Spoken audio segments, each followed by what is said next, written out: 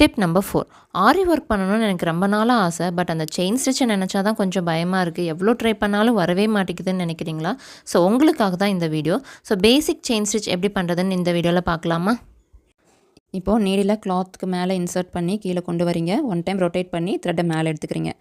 Insert பண்ணுறீங்க, த்ரெட்டை rotate பண்ணி மேலே எடுத்துக்கணும். இதில் இன்சர்ட் பண்ணுறோம், ஒரே டைம் கிளாக் வைஸ் மட்டும் ரொட்டேட் பண்ணுங்கள். ஏதாவது ஒரு டேரெக்ஷனில் ரொட்டேட் பண்ணால் போதும், அது ஒன் டைம் ரொட்டேட் பண்ணால் போதும். இதில் இன்சர்ட் பண்ணுறோம், இப்படி ரொட்டேட் பண்ணி மேலே எடுத்துக்கிறோம். இதுதான் செயின் ஸ்டிச்சோட கிளாத்துக்கு அடியில் நடக்கிற ப்ராசஸ். நெக்ஸ்ட்டு கிளாத்துக்கு மேலே செயின் ஸ்டிச் எப்படி பண்ணுறதுன்னு பார்க்கலாம். இன்சர்ட் பண்ணி த்ரெட்டை ரொட்டேட் பண்ணி மேலே எடுக்கிறோம் இல்லையா? அப்போது ரைட்டில் ஒரு டர்ன், லெஃப்ட்டில் ஒரு டர்ன் பண்ணி நம்ம செயின் ஸ்டிச் வந்து பண்ணணும். இல்லை இன்சர்ட் பண்ணுறீங்க, மேலே எடுக்கும்போது கரெக்டாக அந்த டிப்பில் வந்து டர்ன் பண்ணணும். கிளாத்து த்ரெட்டு நீடில் 3 மீட் ஆகிற அந்த மிட் பாயிண்ட்டில் தான் நம்ம வந்து நீடில் டர்ன் பண்ணணும்.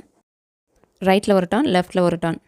அண்ட் நம்மளோட ப்ரொஃபஷனல் பேசிக் டு அட்வான்ஸ் ஆரி கோர்ஸில் ஜாயின் பண்ணணும்னு நினச்சிங்கன்னா ஸ்க்ரீனில் தெரிய நம்பருக்கு காண்டாக்ட் பண்ணி குயிக்காக உங்கள் சீட்ஸை வந்து ரெஜிஸ்டர் பண்ணிக்கோங்க. கம்மிங் February 26 நம்மளோட நெக்ஸ்ட் ஆரி கோர்ஸ் பேட்ச் வந்து ஸ்டார்ட் பண்ண போகிறோம். அடிஷ்னல் டீட்டெயில்ஸ்க்கு காலாக வாட்ஸ்அப் பண்ணுங்கள். லிமிட்டட் சீட்ஸ் தான், ஸோ குயிக்காக ஜாயின் பண்ணிக்கோங்க. தேங்க்யூ.